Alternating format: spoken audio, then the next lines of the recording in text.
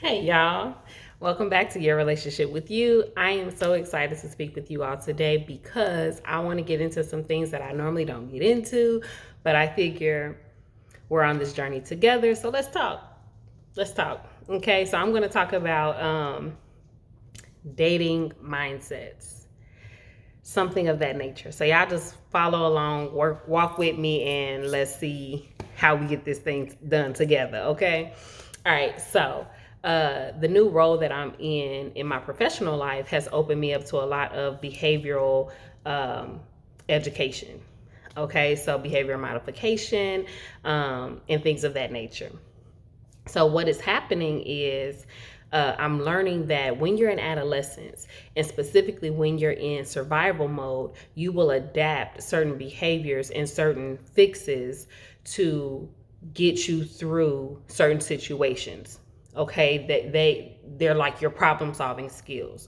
So if you were a 12-year-old and you had to create some type of a fix in your life at that time to get you through, what happens is we take that fix at 12 and we adapt it and we continue to use it all the way until 20s and 30s and so on and so forth, and we never go back and reevaluate how that fix may have just been good for that season, not to be done or used the entirety of your life.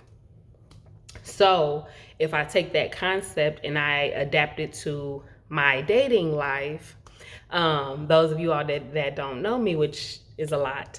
So I am the third of four girls.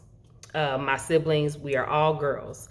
And so there was a certain level of toughness that I had to have, a certain amount of dominance that I had to have, or that I felt that I had to have, because as you all can tell, I am a curvier woman.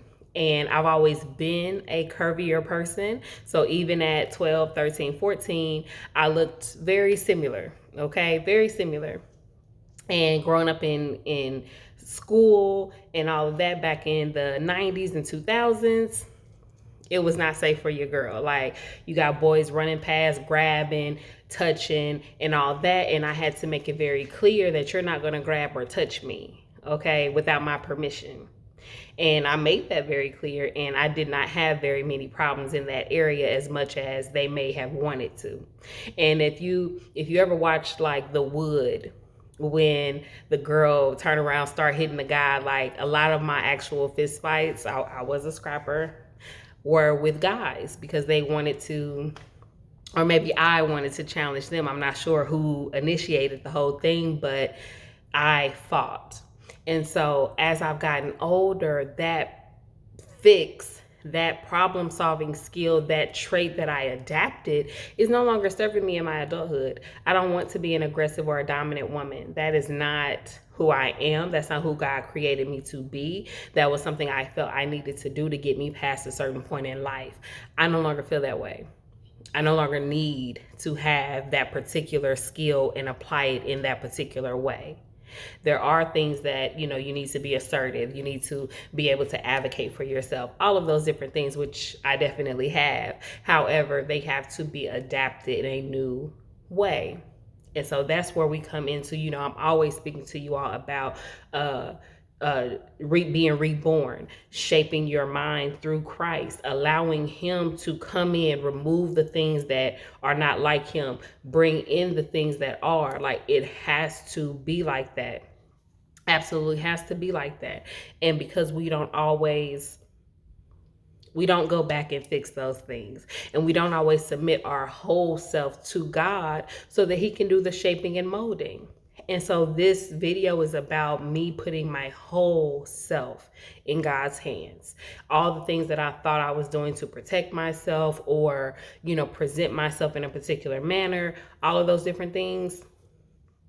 Because at the end of the day, God is my protector. God is my provider. God is my provision. Like, He goes before me. He protects me. He's always protected me.